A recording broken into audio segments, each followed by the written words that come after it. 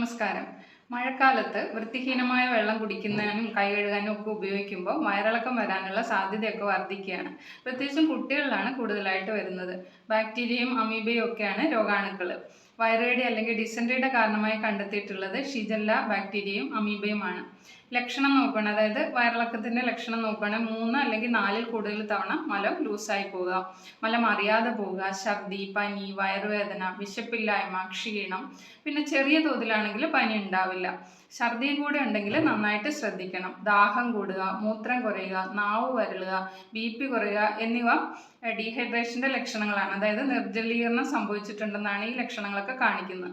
ഈ ഘട്ടത്തിൽ സ്വയം ചികിത്സിക്കാതെ രോഗിയെ ഹോസ്പിറ്റലിൽ എത്തിക്കണം. വയറുകടിയാണെങ്കിൽ മലത്തിൽ രക്തവും കഫവും ഒക്കെ കാണും.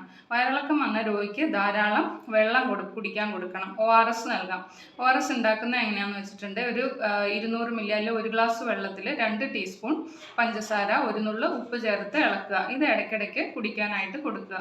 കൂടാതെ ഉപ്പിട്ട കഞ്ഞിവെള്ളം, കരിക്കും വെള്ളം, നാരങ്ങ വെള്ളം, ഓറഞ്ച് ജ്യൂസ് ഇവയിലൊക്കെ പൊട്ടാസ്യം ഉണ്ട്. ഇത് വയറിളക്കം തടയാനും സഹായിക്കും. ഇനി ചെറിയ രീതിയിലുള്ള വയറിളക്കമൊക്കെ ആണെങ്കിൽ നമുക്ക് വീട്ടിൽ തന്നെ ചെയ്യാൻ പറ്റുന്ന കാര്യങ്ങളുണ്ട്. ഒന്നാമതായിട്ട് ഉലുവ 1 സ്പൂൺ എടുക്കുക, 1 ഗ്ലാസ് തൈര് അല്ലെങ്കിൽ മോര് ഇത് ചേർത്ത് കഴിക്കുക. രണ്ടാമതായിട്ട് 1 ടീസ്പൂൺ തുളസി നീര്, 1 ടീസ്പൂൺ നാരങ്ങാ നീരും തേനും ചേർത്ത് 3 അല്ലെങ്കിൽ 4 നേരം കൊടുക്കാം. മൂന്നാമതായിട്ട് മാതള നാരങ്ങ ജ്യൂസായിട്ട് അല്ലെങ്കിൽ മാതളത്തിൻ്റെ തൊലി കഷായമാക്കിയും കൊടുക്കാം. നാലാമതായിട്ട് ഒരു 1/2 സ്പൂൺ കടുക് വെള്ളത്തിലിട്ട് തിളപ്പിച്ച് 2-3 നേരമായിട്ട് കുടിക്കാനും കൊടുക്കാം. കൂടാതെ കറിവേപ്പിലയുടെ തളിരില ഞെട്ടോടെ അടർത്തിയെടുത്ത് പച്ചമോരിൽ അരച്ചു കൊടുക്കാം. കൂടാതെ ഉണക്കലരിയും ജീരകവും വറുത്ത് പൊടിച്ച് 1 സ്പൂൺ വീതം കരിക്കും വെള്ളത്തിൽ കൊടുക്കുന്നത് നല്ലതാണ്. നറുനീണ്ടി, ഇരട്ടി മധുരം, പാച്ചോറ്റി തൊലി, പേരാൽമുട്ട് ഈ കഷായത്തിൽ അരി വറുത്ത് ചേർത്ത് കഞ്ഞി വെച്ച് കുടിച്ചാൽ രക്തത്തോടു കൂടിയ വയറിളക്കം പോലും ശമിക്കും. പിന്നെ വയറുകടിക്ക് കറിവേപ്പില കഷായം വേണമെങ്കിലും കൊടുക്കാം. കറിവേപ്പില, ചുക്ക്, പടവലം, കടുക്കാത്തോട് ഇവ കഷായമാക്കി അതിൽ ലേശം ഇന്ദുപ്പ് ചേർത്ത് ഒരു 3 മണിക്കൂർ ഇടവിട്ട് കൊടുക്കാം. കൂടാതെ എളുപ്പം ദഹിക്കുന്ന പൊടിയരിക്കഞ്ഞിയൊക്കെ ഈ സമയത്ത് കൊടുക്കുക. ഇനി വയറിളക്കം വരാതിരിക്കുക അല്ലെങ്കിൽ പ്രതിരോധിക്കാൻ എന്തെല്ലാം ചെയ്യണമെന്ന് നോക്കാം. ഒന്നാമതായിട്ട് എന്തെങ്കിലും കഴിക്കുന്നതിന് മുമ്പ് എല്ലായ്പ്പോഴും സോപ്പ് ഉപയോഗിച്ച് കൈകൾ കഴുകുക. ടോയ്ലറ്റിൽ പോയാലും കൈകൾ സോപ്പ് ഉപയോഗിച്ച് കഴുകുക. പൊതുസ്ഥലങ്ങളിൽ മലമൂത്ര വിസർജനം ഒഴിവാക്കുക.